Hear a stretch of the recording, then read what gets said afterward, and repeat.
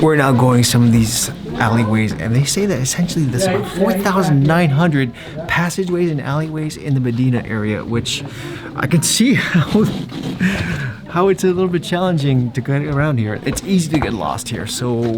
When we left for full-time travel, the most horrific part of adjusting to this new life was accepting the fact that we would have to change what we view as normal as we changed locations. Our routines were flipped upside down, and we had to get real good at being comfortable with the uncomfortable. Now, in Morocco, we have been taking our fellow WorldTowning Voyagers through areas that, for the most part, are a total 180 from their normal daily lives. This guy's getting you to go inside? You are as young as you look.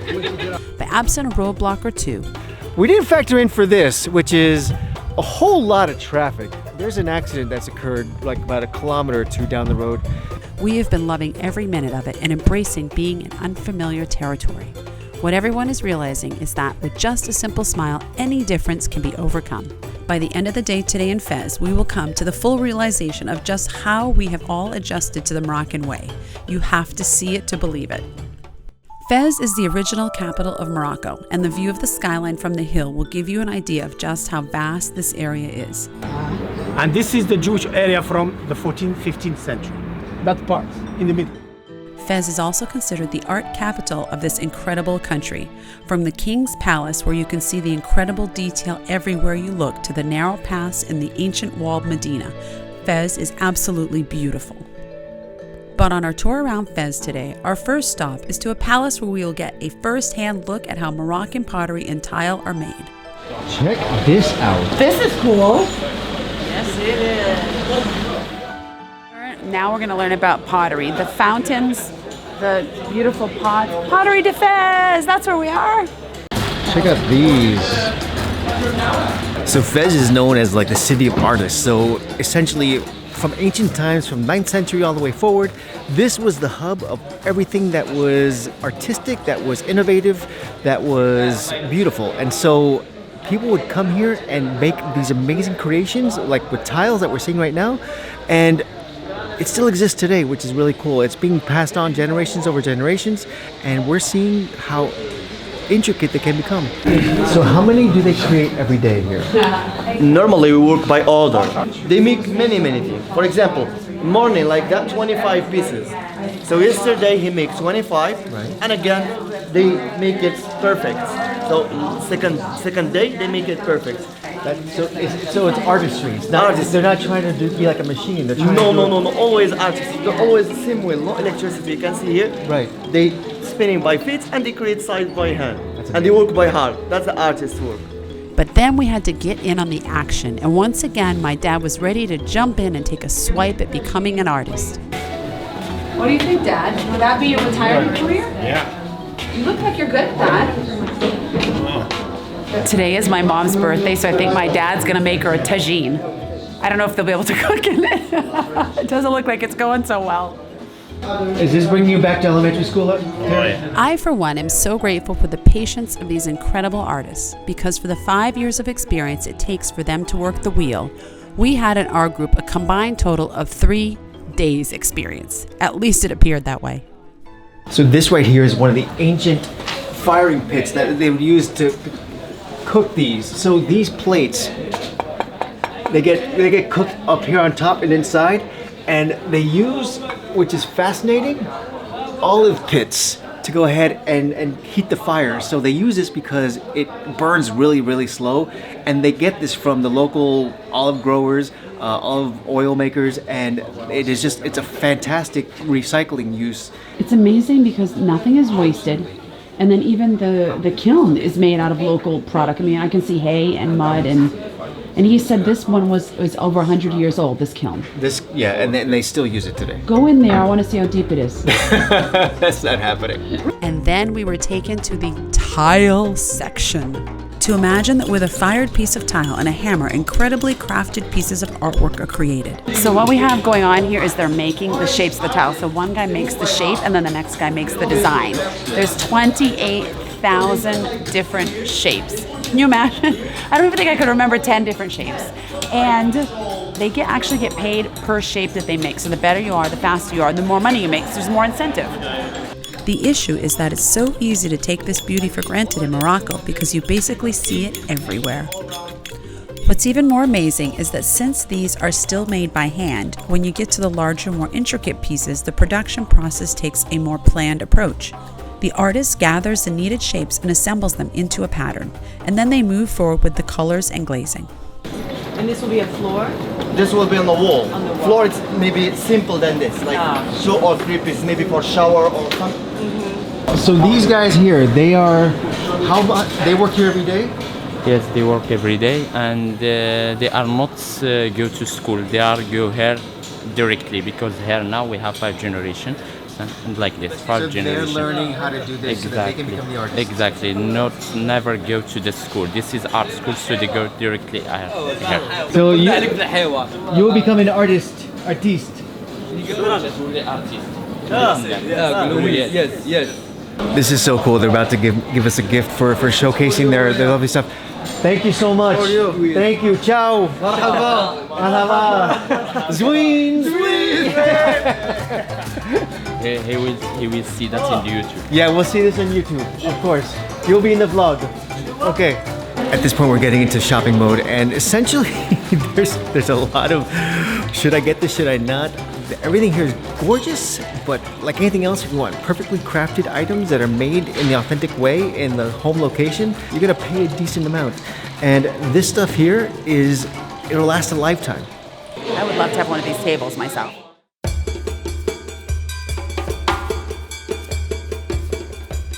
And with that, we're now entering the Medina area. We were before, like, in the outskirts where all the potters are, and we're now sort of going to enter the Medina because that is where life, the craziness of Fes happens. Now, I know one thing to be certain about the Fes Medina. If you want any type of product or service or art exhibition, it can be found here. Even the world's oldest existing university is here. And you find always 2 doors. Big one and the small one. Big one used to be for men who came with his horse. Before, because you have animals, you know. You just have to be good in a crowd and willing to try an item or two that may be presented in a way that you are not used to. Pomegranate juice? I mean, walking around here is just a feast. It's a feast for the senses here. It really is. But if there is one thing that we are all excited about, it was going to see leather being prepared. So we're now entering the tannery, and which you're given a little sprig of mint.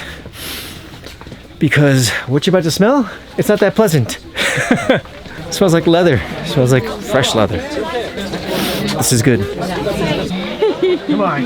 Oh, look at you. Nice. Come on, lady. Show me your stash. Oh, it fell off. Oh, it's sticky. I hate the smell here, but I love the poofs. You guys saw the other vlogs. You know how I love the poofs. I'm not going to buy another one this time, though. We can use another. We could use it. That's a great. You're right. You're a smart man. Let's get another poof. This is the tannery. It is absolutely massive. The biggest and the famous and the oldest tannery in all Morocco. Back to 13th century old. More than 1,000 people work here, but you can definitely buy your weight in leather, but you can see here exactly how the leather tanning occurs. It takes at least 3 days for a piece of leather to be properly tanned, to be then taken to the craftsman to be made into whatever you can imagine. And although this is a great place to learn, it is an equally great place to get those key items that you want to take home. So we're now getting these poofs for everyone. Everyone has sort of fallen in love with the idea of these Ottoman style sort of big leather things that you stuff shirts and stuffing and whatever it is. It makes like really good footrests. Everyone wants to buy a couple. Oh, my favorite part of Morocco, the negotiation deal. So they're trying to stick it to us on the poofs, and we're getting a better deal. Everyone would like one, but we're not going to pay 3 times what they're worth. So, and since we have a lot of people, there's some negotiation power. Which I love. Favorite part of the day. We were a group of 20 and enlisted one rule. We all get a deal, or no one does. Don't buy anything. stay together. I'm not. He wouldn't give me a price. No. We either do it together or we don't do it at all. Yes. Okay. The problem with this place is that there are so many styles, colors, and sizes to choose from that it's hard to make a decision. There was no mistaking that this was a negotiation. Listen, only 40 for you. 30, 35. 40. 35. Please, 40. All right, we'll put it back. Multiples we don't like it. The one thing to realize is that, as uncomfortable as the negotiation process is for the unaccustomed, this way of shopping is the standard here in Morocco. I get it for 80 euros? Yeah, pay 80 euros. Okay. 80 euros. 80? All right, so we went from 165 down to 80. So half. In the end, everyone stepped up to the plate and got a price that they were happy with. And his for 35. 35. Oh, come on, you got to. Come to talk with the girl. Please. Come with me to talk 35. Thank You get the price you wanted? Yep. Yeah, we did pretty good. Next. Thank you. We're happy with what they got. Yes. Everyone ready to go? Yeah. Yes. Let's eat. Yes. Hungry. All right. If anyone needs something else. Sorry. No, just we go quick. Just a few minutes. No. No one wants to That's go. why. No, we're hungry and we're ready to go. And then it was time for lunch. My only question now is whether any of us will try to negotiate at their local stores back at home. I would love to see these negotiations in action. So remember when I said that we were getting over being uncomfortable? Well, the next part of the day was the rhythm portion of the afternoon. Members of our group will now learn the art of Moroccan dance. You guys totally committed to dancing? Yes. I'm ready to dance. Always dance. Bring it on. So we're now entering what is going to be the dance class portion of today's tour of the entire actual WorldTowning Voyages Morocco 2019. Everyone is super excited. I'm the only guy. That's not right. I gotta represent. How many Americans do you have coming here? A lot. A lot? My husband is from America. Okay, so you can teach Americans how to dance Moroccan. Oh, yes. But this was not going to be just a simple exercise in what the dances are like. Oh, yes! We were getting bedazzled for this event. Oh, it's on. Look at this. Now we can make noises. We realized one thing quick. There was something magical about to happen once we put on the hip scarves. And Christian's like stepping right up. I'm in it to win it. Uh-oh. You haven't started yet. What are you doing? I want one of these in my Christmas stocking. Now the first dance is called Nawa, which is an Amazigh style with ties to Morocco and Algeria. This is what it's supposed to look like. Note, supposed to. We're not very good at it. First of all, we had to do the traditional head move. This is where you wear the tabourche and bob your head trying to get the tassels to spin continuously in a circle. Let me tell you people, this is definitely not as easy as it looks. It might even move. Big one. I'm afraid if I do that, I'm going to fall over. But for us 100% beginners, we will settle on the essentials, which simply means moving from left to right, over and over and over again. And eventually, we even had to use our arms. Oh, the stress!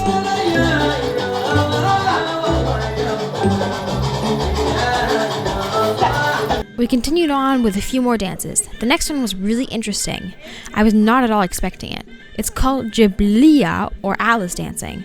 This dance has, as you can tell, special moves, including impossible belly rolls. Trust me, I tried. It's impossible. It was kind of weird at first, but we all got into it. That's our problem. Yeah, you're always trying to suck that in. So now it's out, where does it go?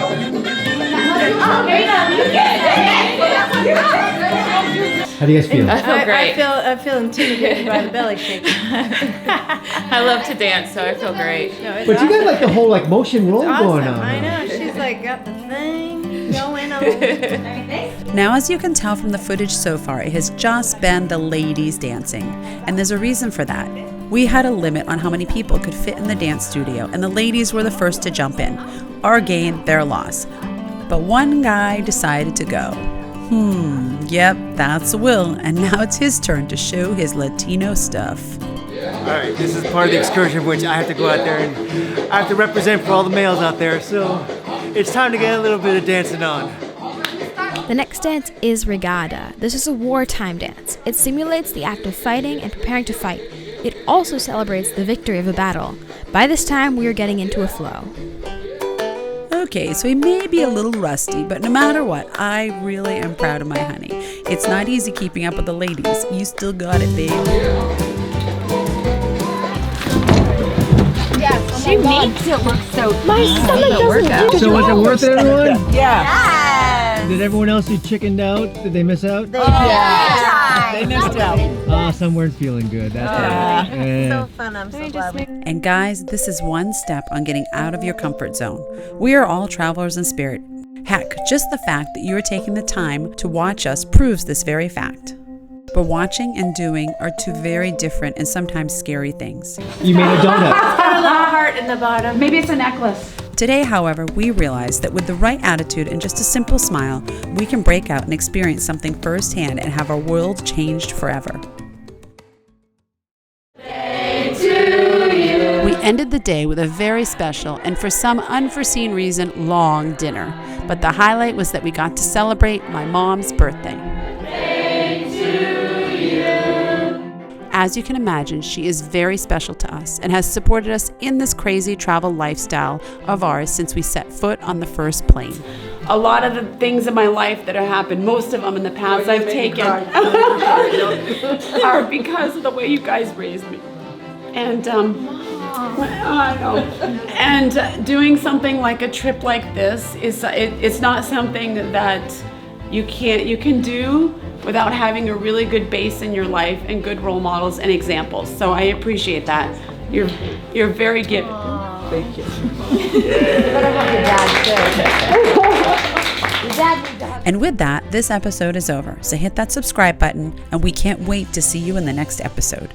For her birthday? Well, if I knew it would get passed down through the family for generations. I'll keep it. I'll take it.